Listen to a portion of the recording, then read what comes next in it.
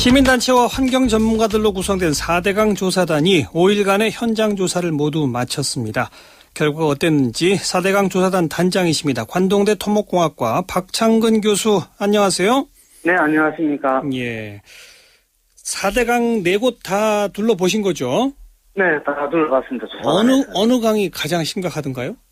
아무래도 1,400만 명의 식수원으로 이용되고 있는 낙동강이 제일 심각한 상태라고 볼 수 있습니다. 물론 나머지 강도 다 심각한 것은 마찬가지입니다. 그래요? 근데 정부기관 소속 발표자들은 낙동강의 경우 4대강 사업 후에 수질이 좋아졌다고 발표했는데요?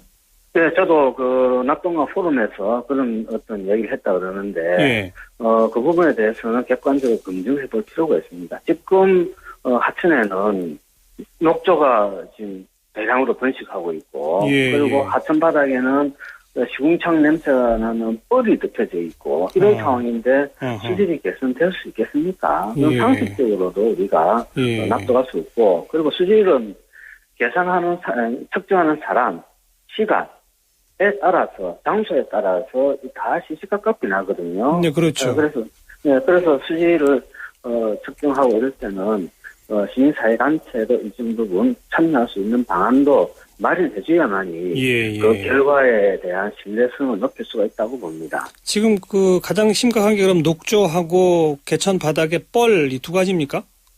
그리고 또 큰빛 이끼벌레 예. 라는 이상한 생물체가 또 출현을 했죠. 그게 좀 요새 네. 화제던데 큰빛 이끼벌레라는 게 어떤 특성이 있는 벌레입니까?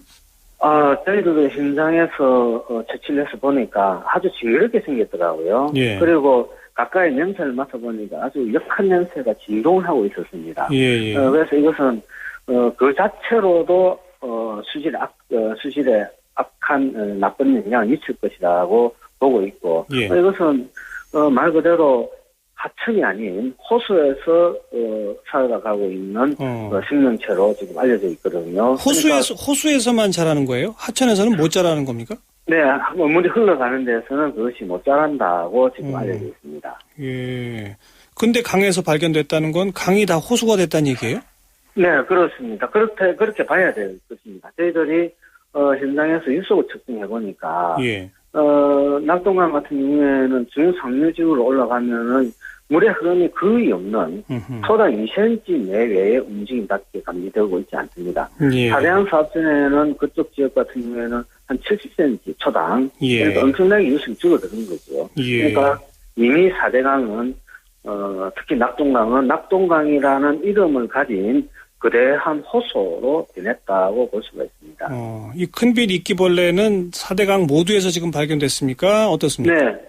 지금 현재 제일 처음에 금강에서 발견됐죠. 그래서 낙동강에서 저희들이 조사관에서 이번에 발견을 했고, 예. 영산강에도 발견했고, 오늘 저희들이 남한강에서도 발견했습니다. 그런데 문제는 환경부가 큰빛 이끼벌레는 예. 하천변에서 번식한다고 얘기를 했거든요. 제가 조금 더 인용하면 환경부 주장은 하천변에서 번식할 뿐만 아니라 또 맑은 지역이나 다소 오염된 곳 모두 발견되는 종이기 때문에 수질을 나타내는 수질 지표 생물이 아니다라고 해명을 했어요. 네, 아직까지 그게 수질 지표 생물인지 아닌지는 연구가 제대로 되지 않은 상태에서 그것을 맞다 안 맞다 얘기할 수 없는 상태죠. 연구가 안 돼 있는데. 예. 그럼 이번에 저희들이 남한강에서 발견한 것은 그 하천변에서만 뿐만 아니라 하천 바닥에서도 큰빛 이끼벌레가 발견이 되었습니다. 이번에. 바닥. 예. 저희들이 치료를 채취하는데 거기에 큰빛 이끼벌레가 자갈에 붙어가지고 서식하고 있는 것을 저희들이 채취를 해냈거든요. 예. 그래서 환경부는 도대체 큰빛 이끼벌레가 어디에서 서식하고 있는지조차도 계속 파악하지 못하면서 그것을 마치 그러니까 수질 지표 생물이 아닌 것이라고 이야기하는 것은 앞뒤가 안 맞는 거죠. 알겠습니다. 또 맨 처음 지적하셨던 녹조 현상에 대해서도 정부의 답변은 이게 날씨가 너무 더운 폭염 일수가 증가했고 지금 장마 기간인데도 비가 안 오는 마른 장마 때문에 조류가 확산된 것이다. 이렇게 주장하는데 어떻게 보세요?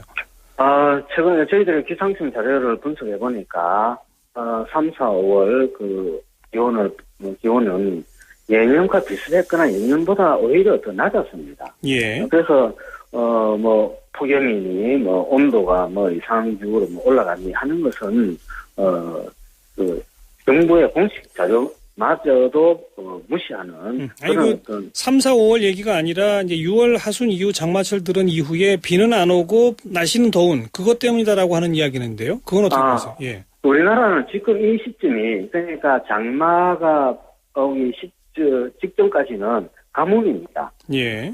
내년에도 그랬고 올해도 그렇고 내년에도 그럴 겁니다. 그러니까 장마 기간 전까지는 가수기고 그리고 이때 물 부족 현상이 많이 생기죠. 전국적으로. 예. 그러니까 박 교수님께서는 이게 보를 설치해서 유속이 느려졌기 때문에 결국은 수질이 악화되고 뻘이 생기고 녹조도 발생하고 그런 거다 네. 이렇게 보시는 거죠?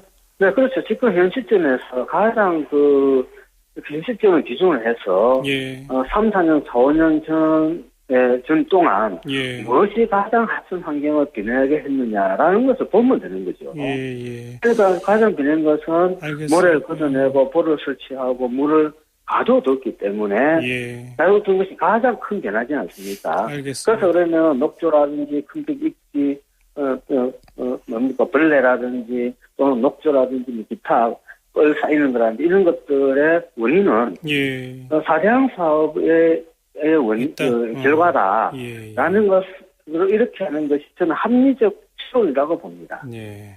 이게 지금 이명박 정부 때 한 일이고 박근혜 정부는 4대강에 대해서 뭐 직접적 책임을 져야 할 위치는 아니기 때문에 이거 뭐 실태를 파악해서 대책을 마련하겠다라고는 하는데 기대해 볼 수 있을까요?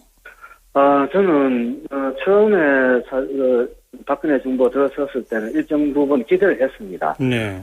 이명박 정부의 실정을 박근혜 정부가 그대로 가져가면은 결국은 정권에 부담이 되기 때문에 예. 어떤 형편인지 간에 여기에 대한 해결책을 마련하고 예. 물론 책임과 처분도 따라야 되겠죠. 그런 예. 것이 예. 바람직하다. 예. 또 당시 비대위원으로 임창동 교수님이 있었지 않습니까? 네네. 그래서 저희들은 내심 박근혜 정부가 들어서 기대했는데. 예. 지금 이제 상황을 보면은 이 사대강에 대해서는 전혀 아무런 대책도 지금 마련하지 못하고 있다. 알겠어요. 그러니까 예. 결국은 이 사대강 사업으로 인해서 더 악화되는 자연 환경에 대해서는 이제는 박근혜 정부가 책임을 져야 된다고 알겠습니다. 봅니다. 예, 시간 관계상 여기까지 드릴게요. 고맙습니다. 네, 감사합니다. 앞으로 정부의 대응 지켜보죠. 관동대 박창근 교수였습니다.